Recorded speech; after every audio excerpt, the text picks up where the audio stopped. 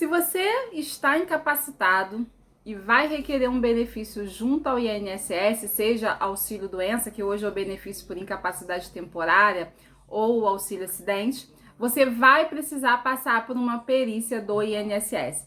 E nesse vídeo eu vou te falar 8 passos que você deve seguir para que a sua perícia seja bem sucedida e que você não precise ir aí para a esfera judicial para poder conseguir esse benefício. Então, eu te convido a ficar até o final desse vídeo. Se não é inscrito no canal, já se inscreve, não custa nada. Se gostar desse vídeo, você pode curtir, compartilhar com o maior número de pessoas que você puder. E se ficar alguma dúvida, deixar aqui nos comentários. Também não deixe aí de apertar o sininho e ativar as notificações para que você receba todos os meus vídeos. Bom, então, sem mais delongas, vamos ao vídeo de hoje. 8 passos para uma perícia bem-sucedida.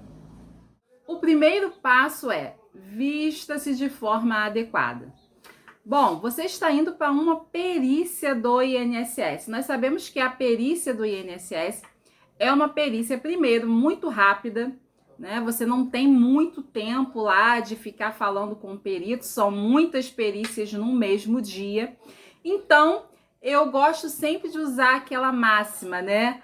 A primeira impressão é a que fica. Então, o ideal é que você use roupas leves, fáceis, porque o perito vai te pedir para fazer alguns procedimentos. Se você está requerendo um benefício por incapacidade, por um problema de coluna, provavelmente o perito vai pedir para você levantar os braços, para você movimentar a coluna, para você andar. Então, o ideal é que você use roupas apropriadas e que facilite aí essa perícia, tá? E também, eu falei aí com relação à primeira impressão é a que fica, porque quem está em estado de incapacidade, geralmente você não vai com uma produção como se você estivesse indo para uma festa, né? Se você está doente, está precisando aí de um benefício, claro que você vai se vestir de uma forma limpa, né, de uma forma aciada, mas não com uma produção. Eu falo isso também com relação às mulheres, porque muitas vezes as mulheres vão com muitos adereços, muita maquiagem, brincos, colares, cordões, e não é apropriado que você vá para uma perícia dessa forma. O perito precisa, na hora que te olhar, né, na hora que você adentrar ali na sala, verificar que está entrando uma pessoa que está doente, que está com uma incapacidade. Então, isso não é uma obrigação, mas é um conselho, inclusive, que eu dou sempre para os clientes, porque a primeira impressão realmente é a que fica. E também para pessoas aí que estão requerendo benefício por uma questão de problemas psicológicos, depressão ou doenças assemelhadas, o ideal também é que você não use maquiagens nem adereços, porque não se coaduna com o tipo de doença, né? Então, esse é o primeiro passo. Roupas leves e apropriadas para a perícia médica. Segunda dica: chegue cedo, tá? Chegue pelo menos com 30 minutos de antecedência. E antes de você se dirigir à agência onde você vai fazer a perícia, o ideal é que você saiba certinho o endereço, qual a agência. Olhe aí no requerimento que você fez, qual o local, porque você não pode chegar atrasado, tá? Tem que chegar no horário, tem que estar na agência correta. Não adianta chegar e dizer, me perdi, estava na agência errada, porque se isso acontecer, sua perícia será cancelada e você só poderá requerer uma nova perícia no prazo de 30 dias, tá? Então é muito importante que você chegue cedo e que esteja no local correto, né? Não erre aí o local da agência. Isso é muito comum, tá, gente? Às vezes a pessoa se confunde qual agência do INSS que foi agendada, vai para a agência errada e chega lá, não dá mais tempo de retornar e acaba perdendo a perícia. Então, chegue cedo, olhe certinho qual é a agência para não ter problema e que a sua perícia aí seja feita da melhor forma possível. Vamos para a dica 3. A dica 3, e a meu ver uma das mais importantes, é: leve todos os documentos relacionados ao seu caso, tá? O primeiro documento que você não pode esquecer de levar é o requerimento. Se você fez pela internet, você pode imprimir, né, o requerimento, lá vai estar o local que você vai fazer a perícia, os documentos que você tem que levar, tudo certinho. E se você fez pelo telefone, você tem que levar o número do protocolo de atendimento. Por que é importante você levar isso? Porque se você chegar na agência e o seu nome não estiver na lista, não estiver marcado lá na agência, você apresenta esse papel que eles vão conseguir resolver para você.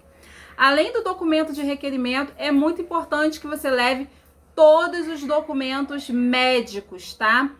Os documentos médicos que eu digo, o prontuário médico, se você tiver. Obviamente que nem todos os casos as pessoas têm, mas se você tiver a oportunidade de levar o prontuário, é muito bom que leve.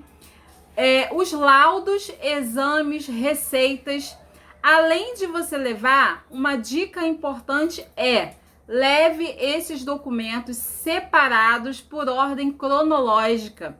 Você coloca os documentos mais antigos embaixo e os documentos mais atuais em cima. Por que é importante levar esses documentos organizados?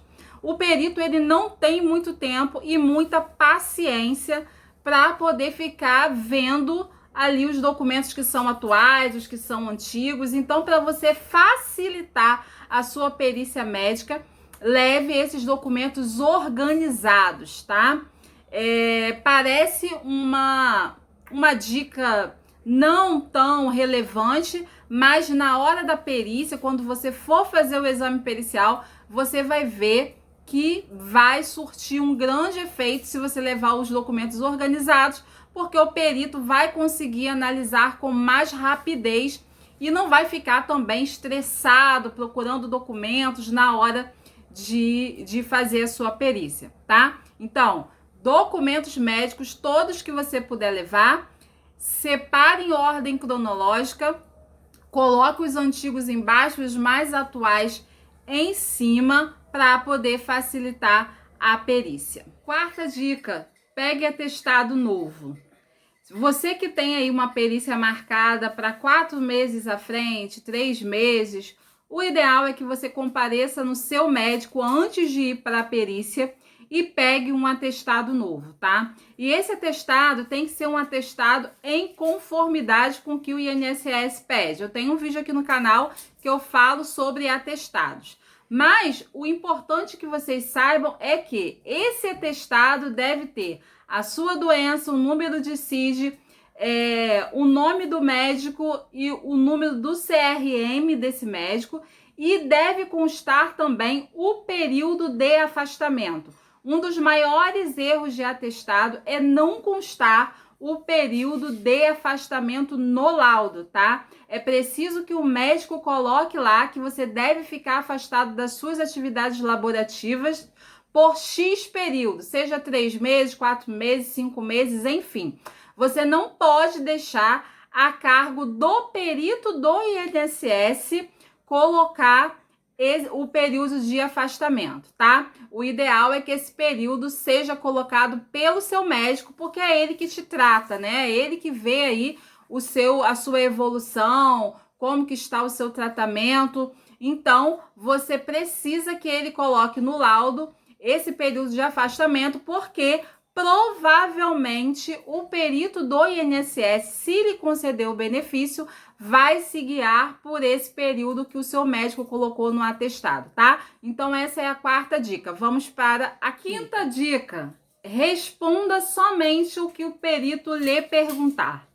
Não adianta você ir para a perícia do INSS querendo contar a sua vida. O perito não quer saber.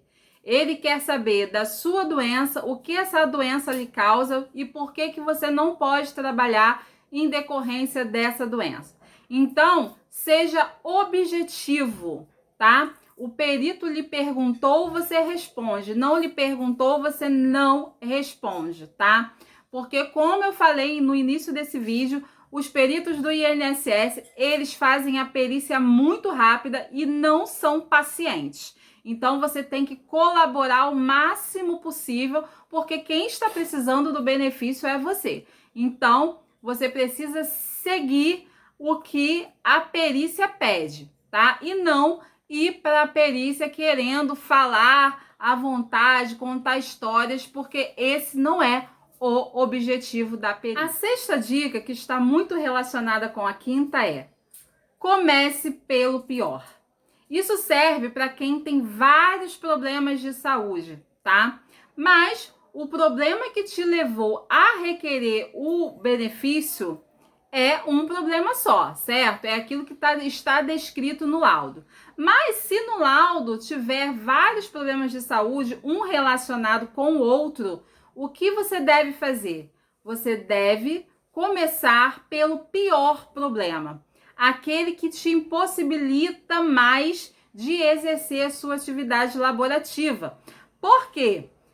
O perito do INSS, ele pode não lembrar de todos os problemas que você tem e ele precisa apresentar esse laudo médico até o final do dia, né? Via de regra, o resultado dessa perícia tem que estar disponibilizado no mesmo dia. Então, você precisa fixar na memória do perito qual é o seu maior problema, aquele que te impossibilita realmente de trabalhar. Então, sempre comece pelo pior problema. E se o tempo for curto, muito curto, se você perceber que o perito está sem paciência mesmo, né, que tem muitas perícias no dia, fixe nesse problema, tá? Nesse problema maior. Por isso, a quinta dica é: comece sempre pelo pior. A sétima dica é: fale a verdade, somente a verdade, nada mais que a verdade. É isso mesmo. Não adianta ir para a perícia médica querendo aumentar o seu problema, querendo inventar sintomas para o seu problema. Por quê? O perito está acostumado a fazer perícias todos os dias. Então, ele está acostumado também a verificar a veracidade das informações prestadas pelo doente. Então, se atente ao seu problema, aos sintomas que ele realmente causa e não tente tentar persuadir o perito. Não tente influenciá-lo de alguma forma ou fazer com que ele ache que o seu problema é maior do que aquele que ele realmente é. Primeiro, porque o perito é um médico, então ele vai verificar através dos exames que você apresentar, do laudo médico, dos receituários, quais são os sintomas relacionados. Então, fale a verdade, tá? Se os seus sintomas são esses, se a doença ela te impossibilita dessa forma ou daquela forma, fale somente aquilo que acontece, não tente inventar. Tá? Oitava e última dica: relate para o perito como que a sua doença te afeta no seu trabalho, tá? Na verdade, isso é o que mais importa para o perito, porque se nós estamos pleiteando um benefício por incapacidade, significa que você não tem condições de trabalhar. Então, você tem que demonstrar para o perito que os sintomas e a doença que você tem, ele te afeta diretamente na função que você exerce. Por exemplo, um pedreiro, né? Um construtor, um servente. Se você tem problemas de coluna, os sintomas, né? As dores te impossibilitará de exercer a atividade de pedreiro. Não vai poder ficar muito tempo abaixado, não vai poder esticar muito a coluna. Então, você tem que explicar para o perito exatamente que a sua doença, ela afeta diretamente na sua função laboral, tá? Então, relate para o perito de forma clara, de forma simples, como que a doença afeta aí na sua atividade habitual. Bom, gente, essas são as 8 dicas de hoje para que você tenha uma boa perícia. Se por acaso, né, você não ficar satisfeito com a perícia, eu tenho um vídeo aqui no canal que eu falo sobre casos em que você vai fazer uma perícia médica e o perito sequer te olha. Para quem não assistiu, eu vou deixar aqui embaixo como sugestão, tá? Mas se você fazendo todos esses procedimentos estiver realmente incapacitado e a perícia não for favorável, você tem a opção de recorrer, né, na esfera administrativa ou procurar um advogado aí para tentar na esfera judicial. Mas tente fazer esses 8 passos para que você seja bem sucedido aí nessa perícia do INSS. Eu vou ficando por aqui. Um forte abraço para todos vocês. Desejo sorte aí para todos vocês que vão fazer uma perícia médica. Ficando alguma dúvida, deixa aqui para mim nos comentários, tá? Não esqueça de curtir, compartilhar e se inscrever no canal. Um forte abraço para todos vocês. Até o próximo vídeo. Tchau!